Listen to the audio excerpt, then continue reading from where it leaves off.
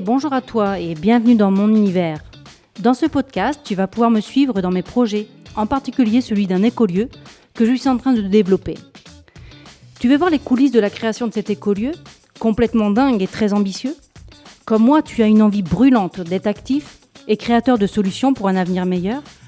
Comme moi, tu penses que les entreprises et les entrepreneurs ont un rôle à jouer pour réussir ce défi ? Alors, tu es au bon endroit. Ce podcast t'accompagnera une fois par semaine et t'invitera à me suivre dans mes projets. Je m'appelle Anne-Clarisse. Qui suis-je ? Pour répondre à cette question, laisse-moi juste te raconter cela. Tu vois, les dernières phrases que j'ai le plus entendues des différentes personnes que je rencontre, c'est « Tu es folle, Anne-Clarisse ». Et oui, au début, cette phrase résonnait en moi comme si on me rejetait, comme si on ne me comprenait pas, et je plongeais dans une solitude très angoissante. Aujourd'hui, cette phrase me booste et elle m'encourage à montrer à toutes ces personnes que oui, c'est possible. C'est entre nos mains de rendre possible nos rêves, nos défis, nos folies. Le secret ? J'ai toujours une phrase qui me revient sans cesse d'un de mes entraîneurs quand je faisais du sport en haut niveau. Quand tu te fixes un objectif, Anne-Clarisse, fais qu'il soit le plus grand possible, mais ne regarde jamais le sommet de la montagne, juste l'étape suivante. C'est celui-là mon secret. J'ai une vision grandiose, je l'habite, je prends soin d'elle, j'échange avec elle en permanence, et puis je détermine les étapes que je vais devoir suivre pour aller au bout de cette vision. Et je t'assure que pour le coup, créer un écolieu comme celui que je développe, c'est un travail de titan.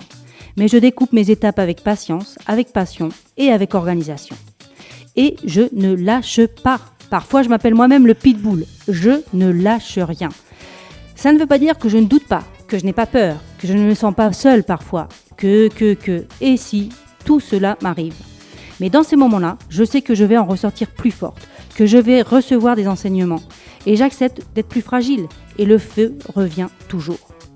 Alors, sans te bombarder sur tout mon parcours, je vais faire court. Et oui, parce que j'ai 51 ans et la liste de mes expériences est longue. Le principal, c'est dire que c'est très tôt dans ma vie, je suis formée en discipline, en gestion des émotions, en mindset, au travers de ma carrière sportive de haut niveau. Ensuite, j'ai eu une carrière professionnelle de 18 ans, occupant des postes de salarié à haute responsabilité. Malgré un plan de carrière tout tracé, j'ai posé ma démission.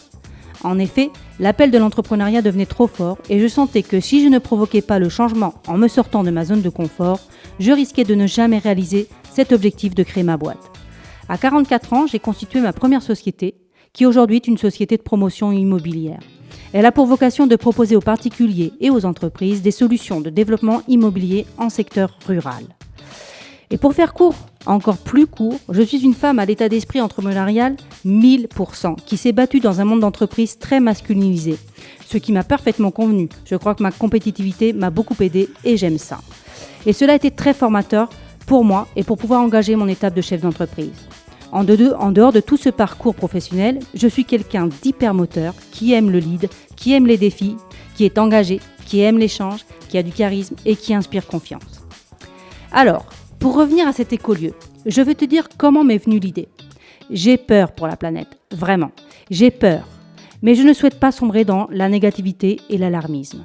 Et pour cela, le seul moyen que je trouve pour me sortir de cette ornière, à part aussi ne pas regarder les médias bien sûr, c'est de créer les solutions que je suis capable de créer pour opérer des changements et pour encourager d'autres à me suivre. Je suis d'accord pour prendre ce lead, pour, avec ma machette, débroussailler cette jungle. Et c'est pour cela que je fonde cet écolieu. Pour créer un écolieu qui nous sauve des travers d'une société alarmante et qui nous ramène à la complémentarité que l'homme doit avoir avec la nature, avec les siens, avec son pouvoir de création, avec son pouvoir d'être en bonne santé physique et morale. Tu vois, dès que je touche ces sujets, je sens la passion et la mission qui montent en moi. Et parfois, il faut que je fasse refroidir un peu le moteur, à la Hulk, si tu vois ce que je veux dire. Cet écolieu, c'est un projet d'envergure qui a pour but de booster l'économie d'une région rurale abandonnée. J'ai acheté une ancienne ferme en Catalogne, en Espagne, de 300 hectares. Mon objectif est d'aider à maintenir et à améliorer la qualité de vie des personnes qui vivent dans ces régions. Je contribue à la préservation de l'environnement et à la promotion de l'agriculture durable. Je développe ce site en apportant des solutions en termes d'urbanisme, d'architecture et d'ingénierie commerciale pour la réalisation d'un projet éco-responsable, tant sur le plan paysager que sur le plan de la rentabilité économique. Lorsque mon site sera terminé, l'idée, c'est d'accompagner d'autres initiatives qui s'inspireront de ce lieu pour en créer autant que possible. C'est là que l'impact sera puissant. Dans les prochains épisodes, je vais entrer dans le détail du projet. Tu vas pouvoir tout suivre, l'avant, le pendant et l'après. Le podcast te permettra de voir toutes les questions et les défis qui parcourent mon chemin d'entrepreneur, qui a franchi le pas de matérialiser son rêve, de réaliser des écolieux, qui ne partent surtout pas de l'idée de fuir la société et ses travers, mais plutôt de celle d'être une véritable source d'inspiration et qui donne envie que ce lieu existe partout. Tu vas voir les qualités que tu dois avoir en tant qu'entrepreneur pour lidérer un projet de cette envergure, et puis d'autres projets d'ailleurs. Tu découvriras comment j'ai choisi le lieu et pourquoi. Tu verras comment travaille une équipe d'architectes et d'ingénieurs pour l'élaboration du master plan et de l'obtention d'un projet de loi pour avoir le droit de construire cet écolieu.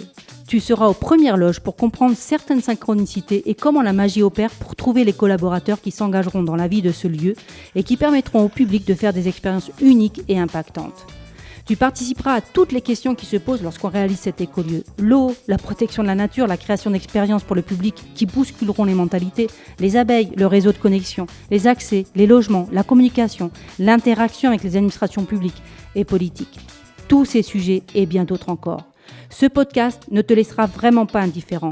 Tu as ma promesse. Si tu souhaites en savoir plus sur ce projet et sur mon quotidien, ne rate surtout pas les prochains épisodes. Allez, à tout bientôt!